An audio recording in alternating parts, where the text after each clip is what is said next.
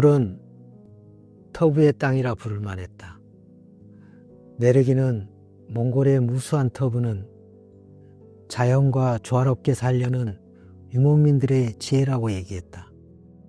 임산부 앞으로 지나는 걸 경계하는 몽골의 속신에 따라 내르기는 승강기 같은 데서 박 선생 앞에 서는 걸 조심했다. 내르기는 관습에 매인 사람은 아니었다.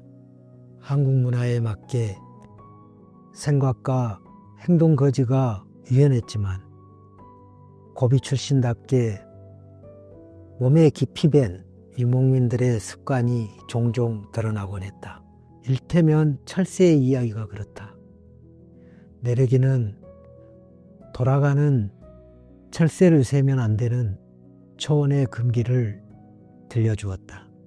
철새가 몇 마리인지 헤아리면 새들에게 해로워요. 그러자 도롯이라는 태명을 받고도 기대를 저버리고 남자아이로 태어났다는 김 선생이 말했다. 큰일 났네. 고비에 갈 때마다 800회를 하고선 기러기를 수도 없이 셌는데 그거 너무 자연스러운 현상 아니야?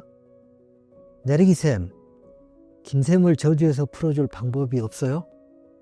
모든 금기에는 푸는 열쇠가 다 있던데. 박 선생이 말했고 내르기까지 포함하여 그들은 모두 웃었다. 내르기가 벌주는 선생님처럼 말했다. 첫눈이 오는 날 하늘을 올려다보지 마세요. 김 선생이 반색했다. 첫눈 오는 날 고개를 들지 말라고요? 그까짓 거 되게 쉽네요. 과연 쉬울까?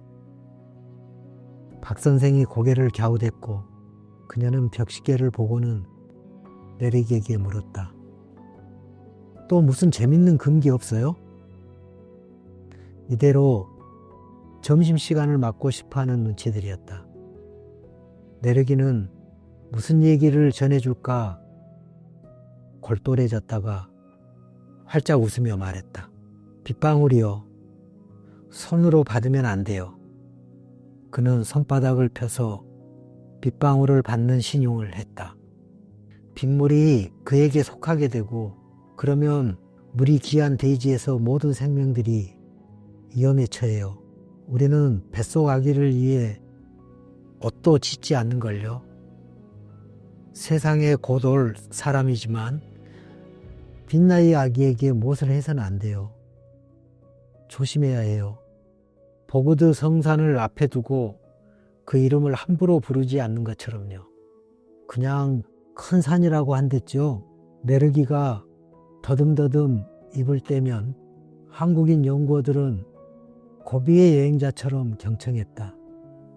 유목민의 계리에서 하룻밤 묵는 체험보다 언어의 속살을 만나는 일로 유목민들의 세계를 더 이해하게 된다는 양. 그리고 세상은 한 통속처럼 사는 모양새가 비슷하다는 표정이었다. 이런 식의 대화 끝에 그들은 문득 언어로 환원되지 않는 삶의 수수께끼에 닿았고 저절로 고개가 들리고 눈빛이 아득해졌다. 그러다 보면 한숨처럼 이런 푸념이 오가곤 했다. 내르기쌤, 그래도 빗물을 손에 받았겠죠?